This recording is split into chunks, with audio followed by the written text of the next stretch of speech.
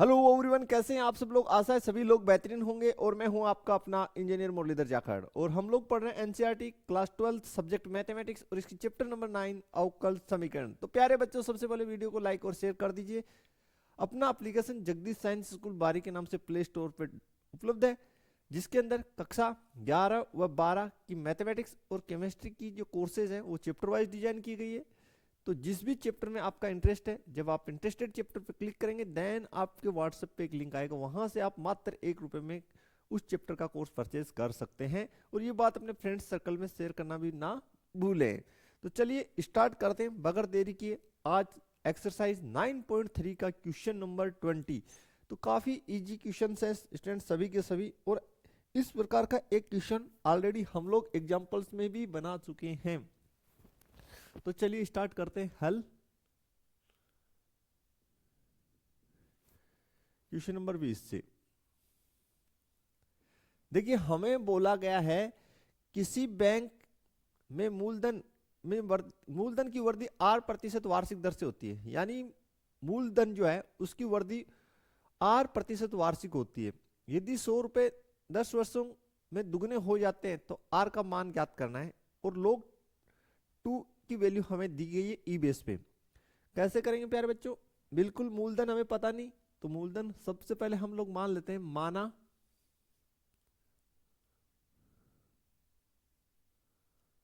मूलधन P है। अब मूलधन को हमने P इसलिए माना है कि मूलधन को इंग्लिश में हम प्रिंसिपल कहते हैं, देन हम इसको P मान लिए।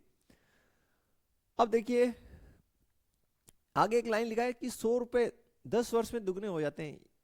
तो इसका मतलब मूलधन में जो है, मूलधन जो राशि उसमें समय के साथ परिवर्तन होगा। ठीक है, तो मूलधन में समय के साथ परिवर्तन को हम किससे लिखेंगे? डीपी अपॉन dt से। ये मूलधन में समय के साथ परिवर्तन है। ओके। और मूलधन की जो और परिवर्तन कैसे होता है? R% वार्षिक दर से होता है। R% वार्षिक दर से होता है। तो P का R%, P का R%। फिर से समझ लीजिए, मूलधन में समय के साथ परिवर्तन, लेकिन होता कैसे? जो मूलधन है उसका R% वार्षिक। चलिए आगे इसको सोल्व आउट करिए प्यारे बच्चों। तो dp upon dt equals to P, R को हटाएंगे, नीचे कितना 100। यहां तक क्लियर आप लोगों को? चलिए एडजस्ट करते हैं, dt को इस साइड लाते हैं, P को इस साइड लाइए। dp upon P equals to dt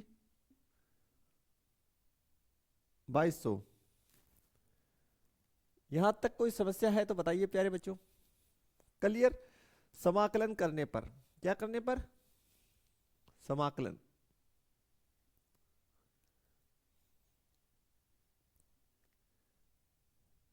करने पर। तो समाकलन करेंगे तो dp अपॉन p 1/100 को आउटसाइड लिख दीजिए, कांस्टेंट है, इंटीग्रेशन dt। क्या होगा स्टूडेंट? लॉग मॉडुलस p 1/100 और dt का t। यहां तक कोई समस्या आपको नहीं होनी चाहिए। Plus c, equation number 1। बता दीजिए प्यारे बच्चों, यहां तक क्लियर है क्या? सिंपल है, चरों का पृथक्करण से बन गया ये। अब देखिए, यदि 100 रुपए 10 वर्ष में दुगने हो जाते हैं, इसका मतलब प्रारंभ में t बराबर 0 पे आपके पास मूलधन कितना है? 100 है। तो दो केसेस इसमें बनेंगे। Case first,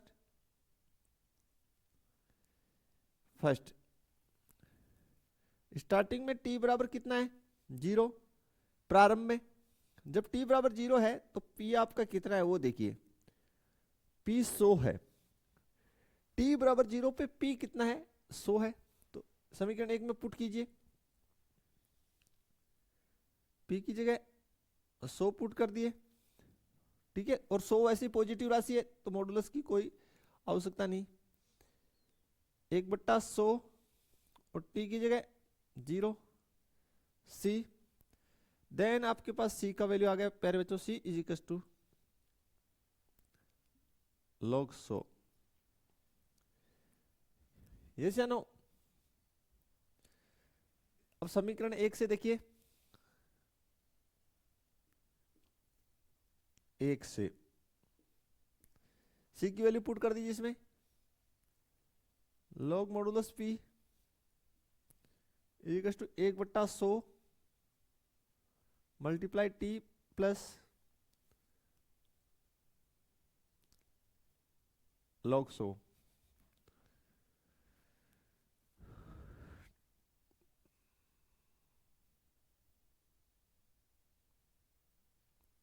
clear?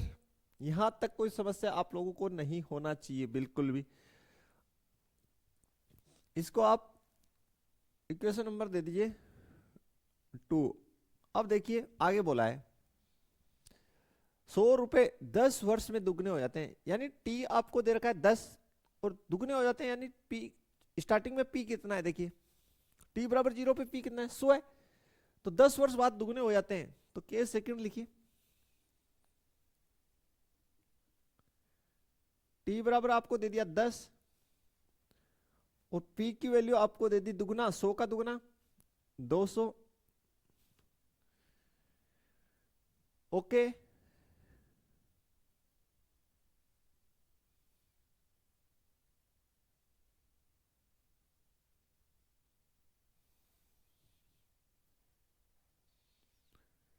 तो चलिए फिर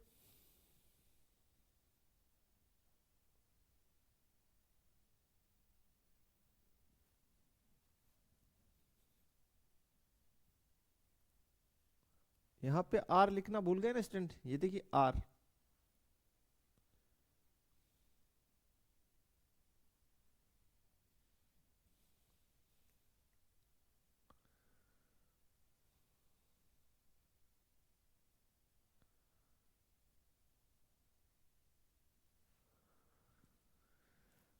आर मिस हो गया हमसे, तो देखिए स्टूडेंट ये जो मिस हुआ है आर आपसे, इसको आप सब जगह लगाइए। यहाँ पे आर मिस हो गया, कोई ना, तो आर यहीं पे रहेगा। ओके, तो आर बाई 100 जो है इसको आप आउटसाइड ले लीजिए, आर बटे 100। ठीक है प्यारे बच्चों, टी बराबर 0 पुट कर दिए इसमें यहां पे, तो ये तो कंप्लीट आपकी जो टर्म है ये आपकी, ये तो कंप्लीट 0 हो जाएगी। ओके, लेकिन जब वापस वैल्यू पुट करेंगे इक्वेशन 1 में, तो log p r बटे 100 t,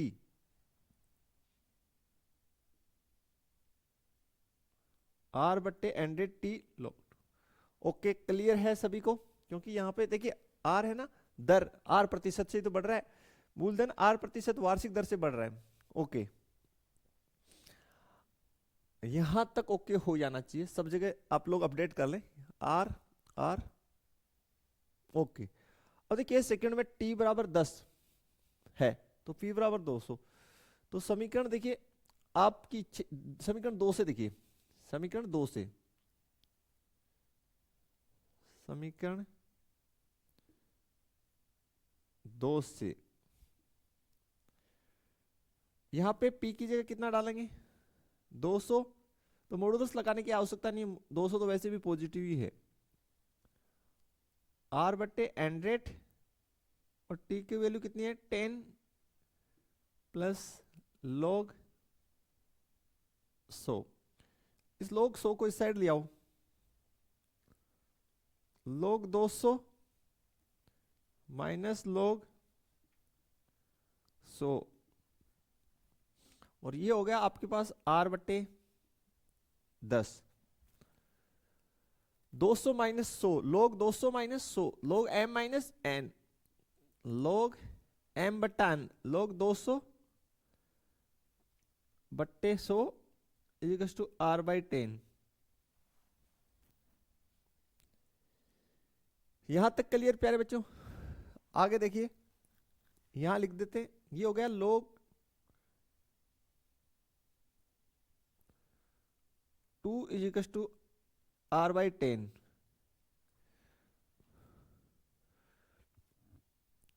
क्लियर? तो देखिए यहां कर रहा हूं मैं इसको सोल्व आउट। तो r इज इक्वल टू हो गया student, r is equal to हो गया 10 मल्टीप्लाई log 2। अब आपको log 2 की वैल्यू जो दे रखी है वो लिख लीजिए,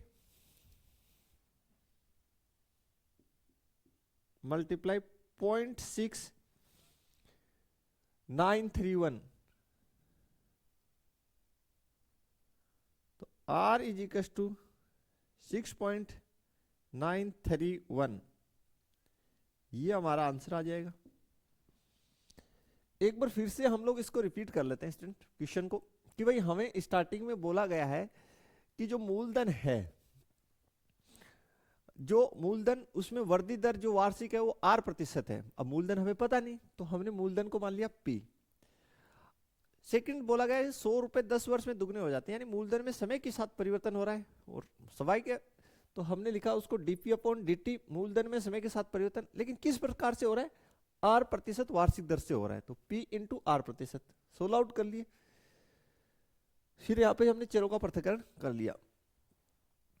ठीक है स्टूडेंट्स, तो ये r/100 ये तो एज ए कांस्टेंट बिहेव करेगा। इक्वेशन नंबर फर्स्ट बन गया। स्टार्टिंग में यानी जब t बराबर 0 है, देन उस स्थिति में p हमारे पास 100 है, c का वैल्यू निकल गया, वापस से इसमें पुट कर दिए यहाँ पे। Okay clear? सॉरी स्टूडेंट, यहाँ पे पुट कर दिए, c की वैल्यू इक्वेशन 1 में पुट कर दिए, इक्वेशन 2 बन गया हमारे पास। ये देखिए समीकरण नंबर 2 बन गया। अब बोला है कि t बराबर 10 यानी 10 वर्ष बाद p 200 हो जाता है, यानी मूलधन डबल हो जाता है। तो t 10, t का वैल्यू 10, p का 200, इक्वेशन नंबर 2 में पुट कर दीजिए। क्लियर? और यहां से सोल्व आउट करके आप r निकाल लीजिए इस प्रकार से। बताइए कहीं डाउट है तो, अदरवाइज जो है नेक्स्ट क्वेश्चन उस पर हम लोग चलते हैं प्यारे बच्चों। देखिए स्टूडेंट, हमारा जो नेक्स्ट क्वेश्चन है 21 नंबर, हमें बोला गया है किसी बैंक में मूलधन की वृद्धि दर 5% वार्षिक दर से होती है। अब मूलधन आपको पता ही नहीं, तो सबसे पहले आप लोग मूलधन जो है उसको मान लीजिए कि मूलधन जो है हमारे पास क्या है, मान लेते हैं यहाँ पे हल जो है क्वेश्चन नंबर 21 का, माना मूलधन P है,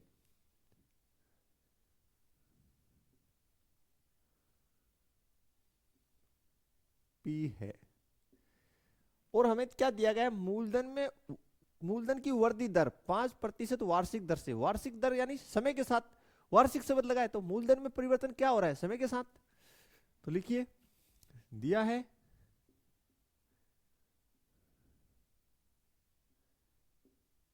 मूलधन में परिवर्तन dp/dt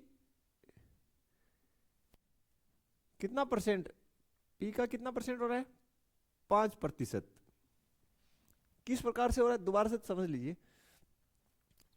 आपको बोला गया है ना सर क्वेश्चन में, देखिए वार्षिक की दर से, वार्षिक यानी समय, तो dp/dt मूलधन में समय के साथ परिवर्तन मूलधन का 5% दर से हो रहा है। सोल्व कीजिए इसको आगे, तो dp/dt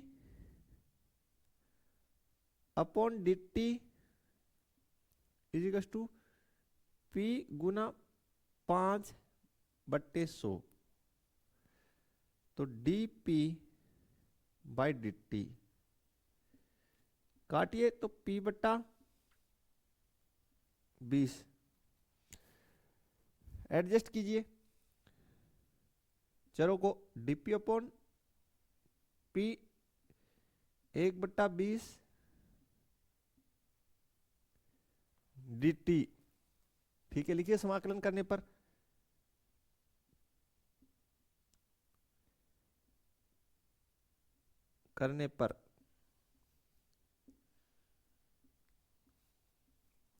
समाकलन करने पर integration dp/P equal to 1/20 constant है, इसका आउटसाइड लिख दिए, और ये dt,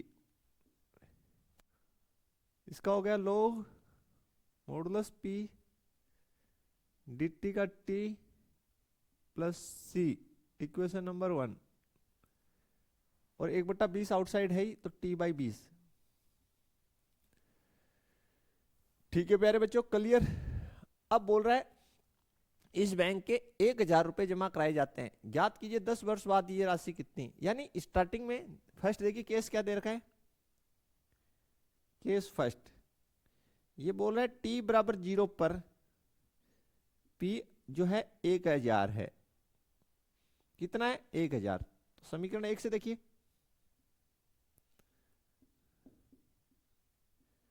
से log p की जगह 1000 डालेंगे तो मोड लगाने की आवश्यकता नहीं है, क्योंकि 1000 वैसे भी ऑलरेडी पॉजिटिव अंक है। t की जगह 0, तो 0/20 प्लस c का वैल्यू आ गया log 1000।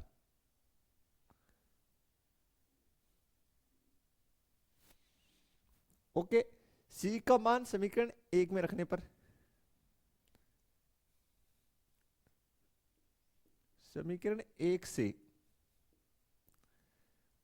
log modulus p equal to t/20 plus log 1000, समीकरण नंबर 2। अब आगे बोला 10 वर्ष बाद, यानी t10 दे दिया, तो राशि कितनी हो जाएगी। यानी केस सेकंड हमें पूछा है, केस सेकंड लिखिए, t बराबर 10 पर p पूछा है आपको। तो चलिए स्टार्ट करते हैं, समीकरण 2 से देखिए, समीकरण 2 से t log modulus p, t की जगह 10 रखिए, 10/20 log 1000। ठीक है प्यारे बच्चों, तो इस log 1000 को इस साइड ले आओ, log modulus p minus 1000 log 1000 1/2 हो गया ये, और ये अपना बन गया log p बट्टा 1000।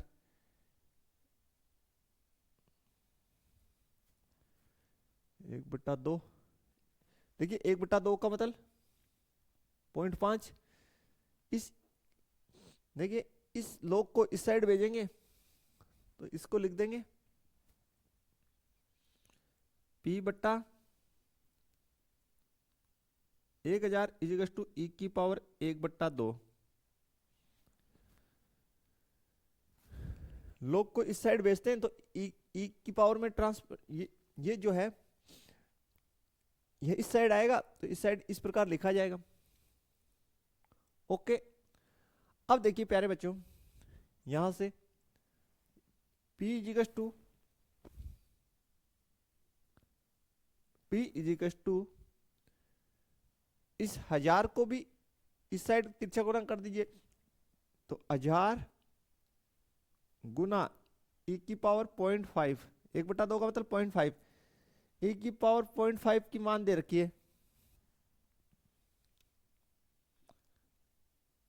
1000 गुना कितनी दे रखी है 1.648, 1.648। तो p बराबर हो गया स्टूडेंट, गुना किए तो 1648 रुपए, ये हमारी आंसर हो जाएगी। बताइए कहीं कोई समस्या है तो, बिल्कुल क्लियर होना चाहिए। क्लियर है प्यारे बच्चों? सिंपली ये तो ये सेम टू सेम जो एग्जांपल था उसी के बेस पे है ये क्वेश्चन, तो कहीं कोई दिक्कत होना भी नहीं चाहिए इसमें। तो बढ़े आगे, चलिए फिर अब देखिए स्टूडेंट, नेक्स्ट जो क्वेश्चन है काफी अच्छा क्वेश्चन है, प्यारा क्वेश्चन है। और हमें बोला गया है कि किसी जीवाणु समूह में जीवाणुओं की जो संख्या है वो 1 लाख है। यानी कोई जीवाणुओं का एक समूह है, उसमें जीवाणुओं की संख्या 1 लाख है। 2 घंटे में इनकी संख्या में 10% की वृद्धि होती है। यानी 2 घंटे पश्चात जो संख्या है उसमें 10% वृद्धि हो जाती है। कितने घंटों में जीवाणुओं की संख्या 2 लाख हो जाएगी? यानी लाख से डबल हो गई। ठीक है, यदि जीवाणुओं की वृद्धि दर उनकी उपस्थित संख्या के समानुपाती है, तो स्टार्ट में जो है हमें पता नहीं, हम अज्यूम करेंगे, मान लेंगे, क्योंकि हमें इसको सोल्व करना है अवकल समीकरण को, तो मानना पड़ेगा। मान लीजिए हल क्वेश्चन नंबर 22। माना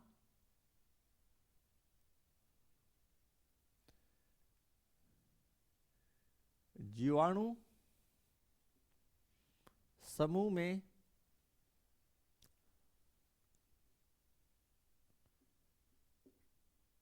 टी समय पर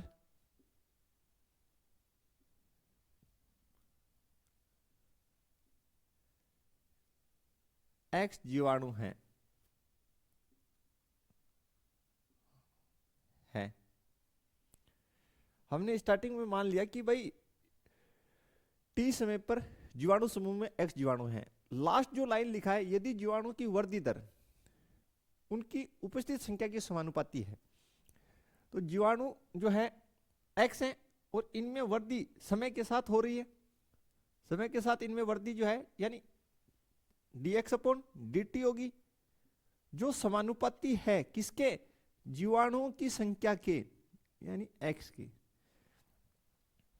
ठीक है प्यारे बच्चों, जीवाणुओं की वृद्धि दर समय के साथ जीवाणुओं की वृद्धि दर समानुपाती है किसके? लिखा है उपस्थित संख्या के। जीवाणुओं की उपस्थित संख्या कितनी है? x। और आपने अच्छे से पढ़ा है कि जब भी हम समानुपाती का चिन्ह हटाते हैं तो एक नियतांक लेते हैं। तो आप कोई नियतांक मान लीजिए, dx upon dt is equal to kx। चरों का पृथक्करण कीजिए, तो dx के नीचे तो x को ले आइए और इस साइड k dt कर दीजिए, समाकलन कर लीजिए। समाकलन करने पर तो देखिए integration 1/x dx is equal to K, अक्षर है आउटसाइड लिख दीजिए, तो अंदर बचा 1 dt 1/x, इसकी क्या हो गई? log मॉडुलस x dt का t plus c, equation number 1।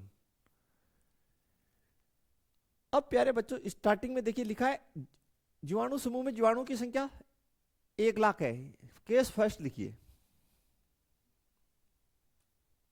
Case first, यानी जब t बराबर आपके पास कितना है? 0 प्रारंभ में, तो जीवाणुओं की संख्या जो x है वो है 1 लाख। ठीक है, इतना है 1 लाख। समीकरण 1 में वैल्यू पुट कर दीजिए, तो लिखिए समीकरण 1 से log 1 लाख के t की जगह 0 प्लस c, यहां से कांस्टेंट जो आपका c था उसकी वैल्यू आ गई log 1 लाख। c का मान समीकरण 1 में रखने पर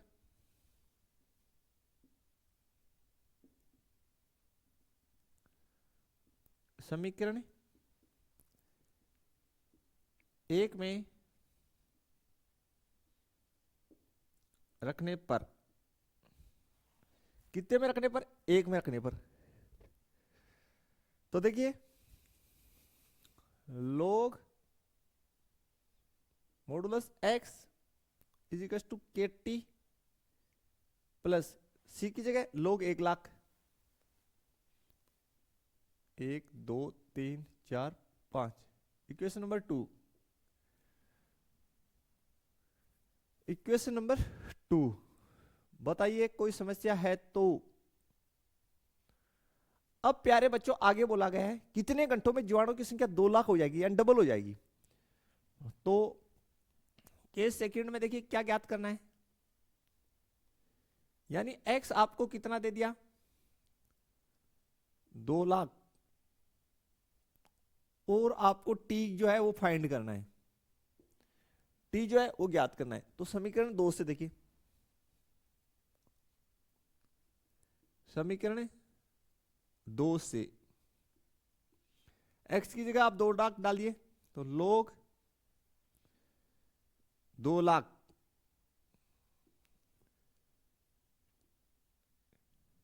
t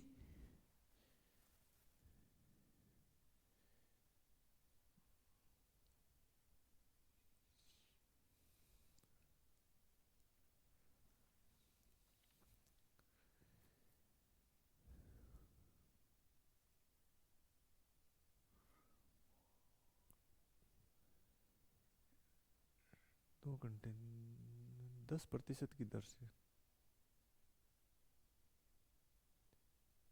2 घंटे में एक केस और देखा है ना, संख्या 1 लाख है, ठीक है। 2 घंटे में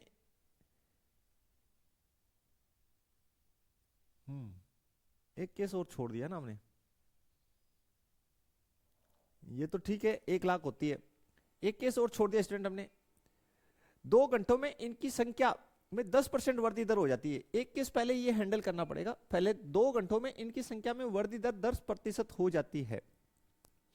तो केस सेकंड में देखिए t बराबर 2 दे रखा है पहले, वो देखिए t बराबर 2, और इनकी संख्या में वृद्धि दर कितनी हो जाती है, 10%। तो 1 लाख का 10%, 10,000, तो 1 लाख 10,000 हो गई। नहीं समझे स्टूडेंट, चलिए मैं यहां कर देता हूं। देखिए आपके पास कितना है, 1 लाख, इसका 10%, 10/100, तो ये 2 शून्य काट दिए तो 10,000। तो 1 लाख स्टार्टिंग में कितनी थी, 1 लाख, उसका 10% और बढ़ जाती है तो 10,000, टोटल कितनी हो गई, 1,10,000। तो के सेकंड में आपको दे रखा है 1,10,000। ओके प्यारे बच्चों, 2 घंटे में। अब देखिए समीकरण 2 से आप, समीकरण 2 से आप लोग देखिए फिर, तो यहां पे p का जो, x का जो वैल्यू है, p का नाम आ गया स्टूडेंट, सॉरी। देखिए समीकरण 2 में x की वैल्यू जो है 1,10,000 डालिए, 1000। ओके, t की वैल्यू 2 पुट कर दीजिए, तो ये 2k प्लस log 1 लाख, फिर कट गया। आज तो संख्याएं काफी बड़ी है, ठीक है स्टूडेंट्स। तो log 1 लाख क्या करेंगे, ये 1 लाख को इस साइड ले आइए, तो log 1,10,000 minus log 1 lakh 2k, log m minus log n, log m बट्टे n, तो log 1,10,000 बट्टे 1 लाख। ठीक है प्यारे बच्चों, यहां तक कोई समस्या नहीं होनी चाहिए। इजिकल्स टू 2k, कट जाएगा जितना कटेगा, बाकी जो रहेगा उसको लिख लेंगे k की वैल्यू। तो चलिए थोड़ा सा स्पेस बनाते हैं एंड सोल्व करते हैं। तो अब स्टूडेंट आगे सोल्व कर लेते हैं। सबसे पहले काट दिए तो देखिए क्या बचेगा, log 11 बट्टे 10 इज इक्वल टू के की वैल्यू निकाल लीजिए स्टूडेंट यहां से। के बराबर 1/2 log 11/10। ठीक है, तो के का मान जो है, के की वैल्यू आप लोग समीकरण 2 में पुट कर दीजिए, समीकरण 2 से।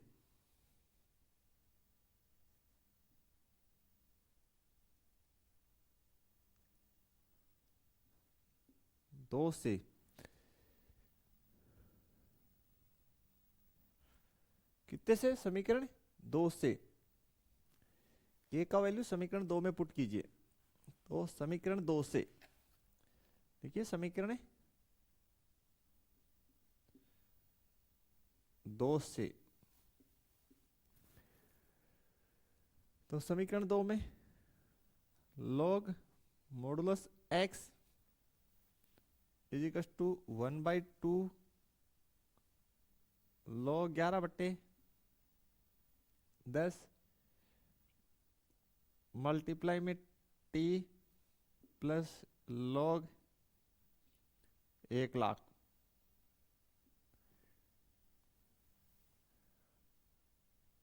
समीकरण 3 दे दीजिए इसको।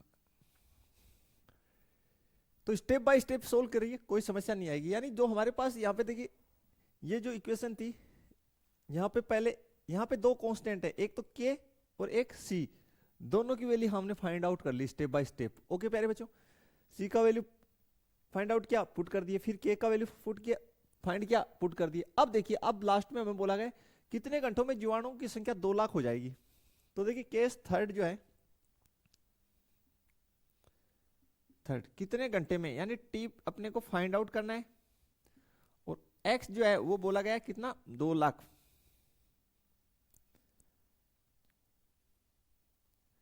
अब देखिए समीकरण 3 से लिखिए आगे, समीकरण 3 से सब कुछ मिल जाएगा आपको। देखिए x की जगह log 2 लाख लिख दीजिए,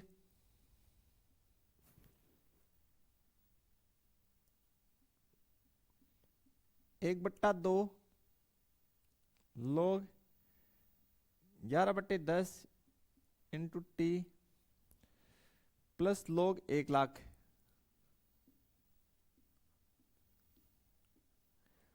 ठीक है प्यारे बच्चों, इस log 1,00,000 को इस साइड लेके आ जाइए। log 2 lakh minus log 1,00,000 equals to 1/2 log 11/10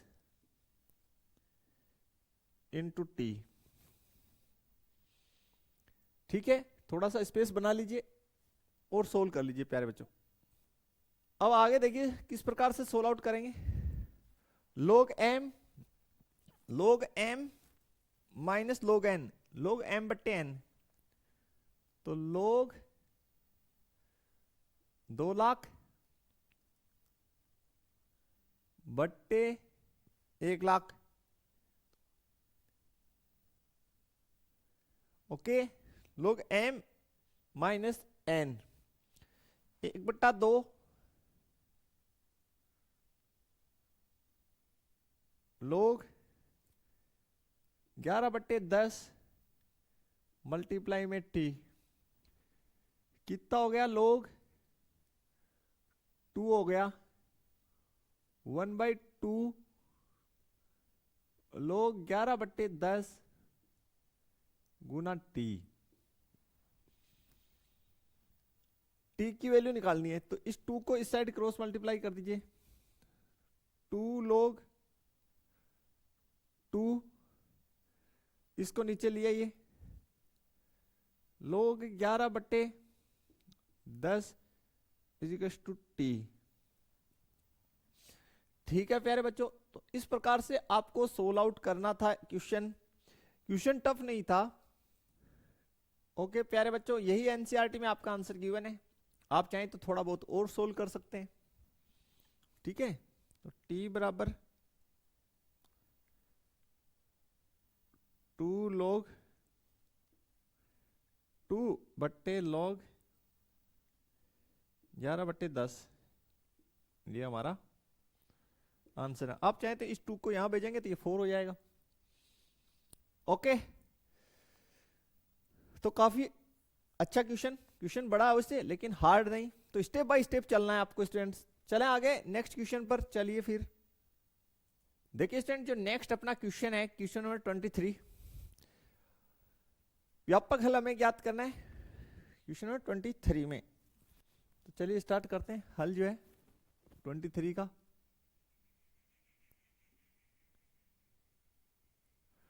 हमें गिवन है dy अपॉन dx,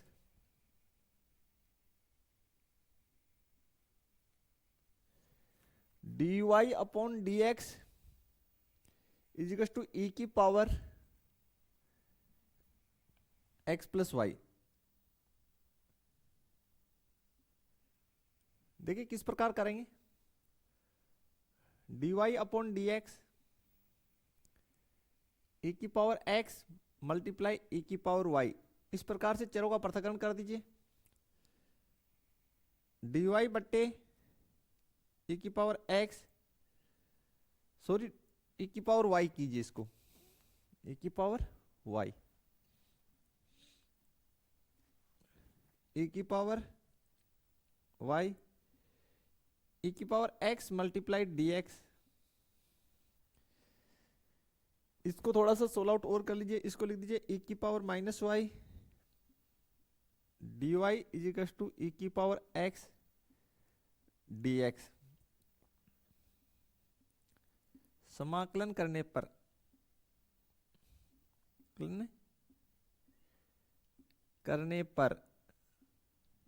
समाकलन करने पर तो कर दीजिए इंटीग्रेशन e की power minus Y dy is equal to integration e की पावर x dx। e की पावर माइनस वाई का e की पावर माइनस वाई और जो घात है उसका हर में अवकलन, तो माइनस वाई का 1, e की पावर x का e की पावर x प्लस c।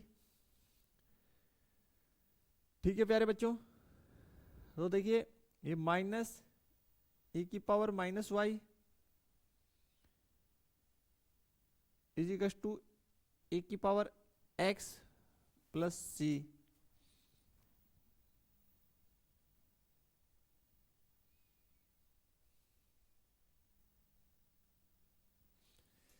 तो चलिए एक काम करते हैं, इसको इस साइड ले जाते हैं, इसका इस साइड ट्रांसफर कर देते हैं।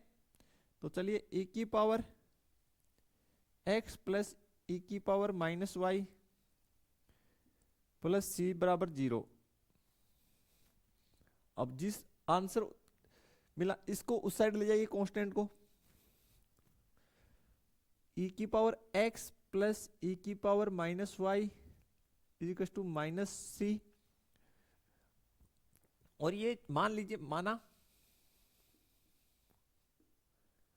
Minus C is equal to C dash, इसलिए e की पावर x प्लस e की power minus Y is equal to C dash, ये आपकी आंसर आ जाएगी। देखिए कौन से में मैचिंग बैठ रही है, e की पावर x e की पावर माइनस वाई सी, ये आंसर होगा प्यारे बच्चों। कौन सी ए आंसर। कहीं पे भी कोई समस्या है तो बता दीजिए, क्लियर कीजिए। यहां तक आप लोग क्लियर है प्यारे बच्चों? तो बिल्कुल आंसर मैचिंग तो करनी पड़ेगी ना, अब इस फॉर्मेट में तो आंसर मिल नहीं रहा, ठीक है। तो मैचिंग करने के लिए हम सिर्फ कांस्टेंट है, कांस्टेंट को हम नया कांस्टेंट भी ले सकते हैं, कोई दिक्कत नहीं है। तो प्यारे बच्चों ये हमारी लेक्चर थी आज की। आशा है सभी क्वेश्चंस 1 बाय 1 करके आपको अच्छे से समझ में आए होंगे। फिर भी कोई दिक्कत तो आप हमारे व्हाट्सएप नंबर पर संपर्क कर सकते हैं। वीडियो अपने फ्रेंड सर्कल में शेयर करना बिल्कुल ना भूलें। मिलते हैं नेक्स्ट लेक्चर में। इससे आगे की एक्सरसाइज 9.4 जिसमें हम समघात अवकल समीकरण पढ़ने वाले हैं। तो तब तक के लिए थैंक्स। धन्यवाद। जय हिंद, जय भारत प्यारे बच्चों।